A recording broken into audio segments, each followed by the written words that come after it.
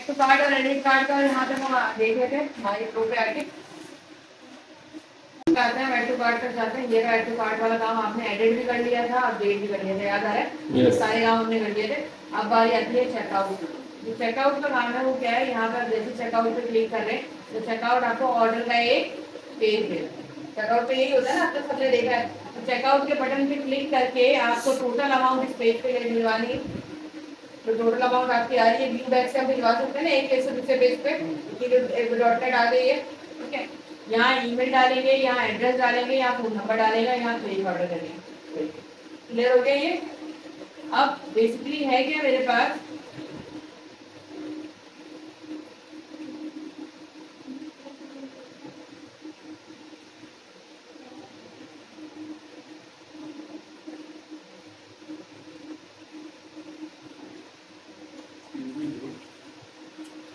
हम यहाँ पर आएंगे। हमने चेकआउट तक का टेबल देख लिया था, कार्ड तक का।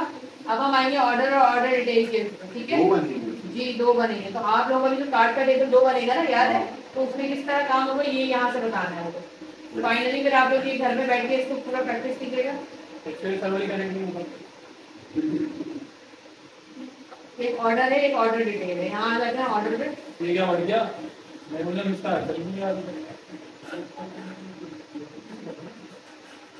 सबसे पहले हम यहाँ पर देखेंगे ID, user ID. User ID पता होनी चाहिए ना कि किस ऑर्डर ने, किस यूजर ने ऑर्डर किया है, टोटल अमाउंट क्या है, इसके घर का एड्रेस कहाँ डिलीवर करना है, फोन नंबर क्या है, उसकी डेट क्या है और कस्टमर का नाम क्या है।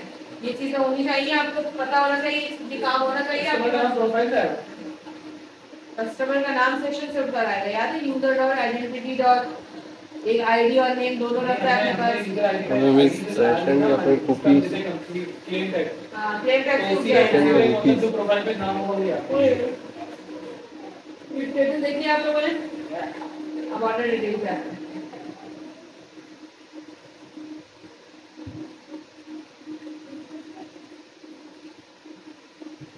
ऑर्डर डिटेल का क्या मतलब है? ये तो जनरल कस्टमर की डिटेल है कि इस बंदे का टोटल बिल ये जनरेट हुआ गया है। अब बिल के अंदर उसने चीजें कितनी खरीदी है ये भी तो आना चाहिए ना। ऑर्डर डिटेल क्या आएंगे, ऑर्डर आईडी। ये ऑर्डर आईडी है मेरे पास। एक ऑर्डर आईडी जैसे सपोज अगर है 94 वाली, तो इस 94 में कितनी चीजें खरीदी है यहाँ पे देखेंगे, या 93 वाली है या 96 वाली है, तो एक 84 वाली है। इस 84 वाली पे कितने प्रोडक्ट्स बाय हुए हैं ये मैटर करता है। तो 84 वाली पे ये प्रोडक्ट बाय हुआ है जिसकी ओरिजिनल प्राइस ये थी, क्वांटिटी 4 थी, ओरिजिनल प्राइस 4000 उसकी प्राइस बनी थी, 4 क्वांटिटी थी। और इसी बिल पे एक और भी बिल जनरेट हुआ, ये देखिए राइट। दो एक ही यूजर है जिसने एक बिल पे दो प्रोडक्ट खरीदी है, इसकी डिटेल आ रही है आपके ऑर्डर डिटेल के अंदर। क्लियर हुआ ये? तो इसके टेबल समझ में आए? जिसके लिए बिल होगी वो अपने हिसाब से बनाएगा, इसके लिए कॉलम के लिए सब चीजें अपने अब आप अपने हिसाब से बनाएंगे। मैं सिर्फ एक जनरल ई-कॉमर्स का बता रही हूँ। अगर आप इसको आपके कार्ड में दो टेबल बनेंगे, एक कार्ड नॉर्मल और देखें गौर से देखें, जिस तरह यहाँ ऑर्डर आईडी आया है ना ऑर्डर डिटेल से, ऑर्डर डिटेल के टेबल में, उसी तरह कार्ड आईडी आएगा आपके कार्ड डिटेल के टेबल में। समझ आई ये चीज? तो ये टेबल का हिसाब समझ में आ गया। दो टेबल कैसे बनते हैं, एक काम के लिए ऐड टू कार्ड करें हमारा कार्ड टेबल में जाएगा डेटा। आप जो ऐड टू कार्ड कर रहे हैं ना, कार्ड के दो टेबल में डाटा जाएगा। जैसे कि चेकआउट करते हुए दो ऑर्डर के टेबल में डाटा जाएगा, उसी तरह आपका ऐड टू कार्ड करते हुए दो टेबल में डाटा जाएगा। एक कार्ड ये रहा, एक इस कार्ड की आईडी इस वाले कार्ड डिटेल में आ जाएगी। एक कार्ड के अंदर कितनी इमेजेस दी है, जैसे एक और सुनो, एक ऑर्डर के अंदर कितने प्रोडक्ट दिए हैं, दो प्रोडक्ट। एक कार्ड के अंदर कितनी इमेजेस बंदे ने प्रिंट करने दी है, दो। समझ में आई? एक पे ये दो टेबल में डाटा दे। समझ में आई वाली चीज? अब यहाँ पर देखते हैं।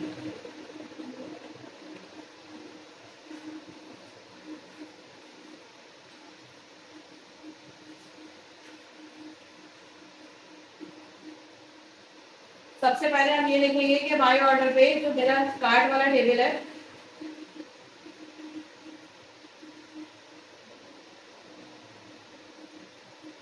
कार्ड शो का टेबल नहीं बनाया था मैंने, ये तो यूजर में कार्ड शो तक का आपको समझ में आ गया था।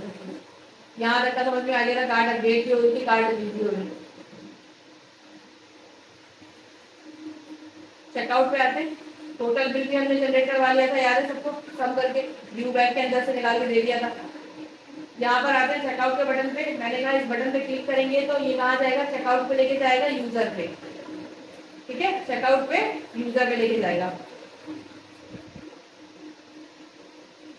चेकआउट पे आ जाओ, चेकआउट पे आए, इसमें भी गेट पोस्ट का कोई हिसाब सच है नहीं। यहाँ पे गेट इसलिए करवा रहे हैं, हाँ बल्कि है, गेट इसलिए करवा रहे हैं कि चेकआउट को दूसरे पेज पे व्यू करवाना है दोबारा। मैंने बोला था अगर व्यू नहीं हो तब गेट पोस्ट का हिसाब नहीं होता, लेकिन जब व्यू बने तो गेट पोस्ट का हिसाब होता है। याद आ गया? यहाँ पर अगर हम जाते थे ऐड टू कार्ट करते हुए तो कार्ट पे तो व्यू नहीं बन रहा था, अपडेट करते हुए कोई व्यू नहीं बन रहा था, लेकिन चेकआउट का व्यू बन रहा है। इसलिए हमने यहाँ पे चेकआउट का बनाया। मैंने कहा वो पर्टिकुलर यूजर ने जो लॉगिन है उसको कार्ट के अंदर डालो, इस यूजर को कार्ट के अंदर डालो, x.user.id.equal convert.tool32 abc dot include product के साथ। प्रोडक्ट तो ज्वाइन क्यों लगाया, क्योंकि कार्ट के अंदर ज्यादा चीजें हैं नहीं तो इमेज वगैरह शो नहीं होगी, तो मैंने बोला कार्ट के अंदर जाके इस यूजर का डाटा उठा लो। व्यू बैक डॉट टोटल जैसे ऊपर निकाला था, याद है पूरा? पता है मैंने क्या किया, जो कार्ट वाला काम था ना, ऐड टू कार्ट वाला काम था, वो चेकआउट में लाके पेस्ट कर दिया। ये देखिए, आप ऊपर आए जरा, ये वाला था, यहाँ से ये पूरा कॉपी किया, पूरा काम कॉपी किया और ये काम पूरा लाके यहाँ पे चेकआउट के गेट में पेस्ट कर दिया, ताकि टोटल नंबर में मुझे व्यू बैक से ना देखना पड़े, यही करंट टाइम में निकाल देंगे। समझ आ गई ये वाली चीज? मैंने कार्ट वाला पूरा काम चेकआउट पे उठा दिया। आई फॉर्म कलेक्शन पढ़ा चुकी, 2 टेबल्स आएंगे, ऑर्डर और ऑर्डर 2 मॉडल पास हो गए।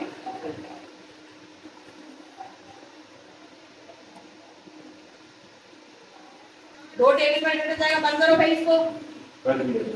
2 मॉडल है, 2 टेबल में डाटा जाएगा, एक ऑर्डर में और एक ऑर्डर डिटेल में। क्लियर है ये वाली चीज? आई फॉर्म कलेक्शन से क्या क्या चीजें होकर आएंगी? आई फॉर्म कलेक्शन से form email, total amount, address, phone number. ये टोटल अमाउंट इसमें कैसे आगे सेट हो गया? व्यू बैग भेजा था हमने, व्यू बैग सम करवा के व्यू बैग में ये भेजा था ना, व्यू बैग डॉट टोटल। इसको उठा के मैंने कहाँ प्रिंट कराया होगा बताएं? चेकआउट में किस जगह पे? प्राइस पे, टोटल प्राइस वाली जगह पे, टोटल प्राइस वाली जगह पे प्रिंट करवा देंगे। इनपुट टाइप रीड ऑनली दे दिया इसको, ताकि कोई इसको चेंज ना कर सके। ठीक है, यहाँ पर आके अच्छा ये है। पूरी add to cart dot net की समझ आ रही है आप लोगों को? पूरा ये कॉमन समझ आ रहा है? तो बीच में गायब होगा, तो बीच में 2 क्लास में गायब हो, तो पता है?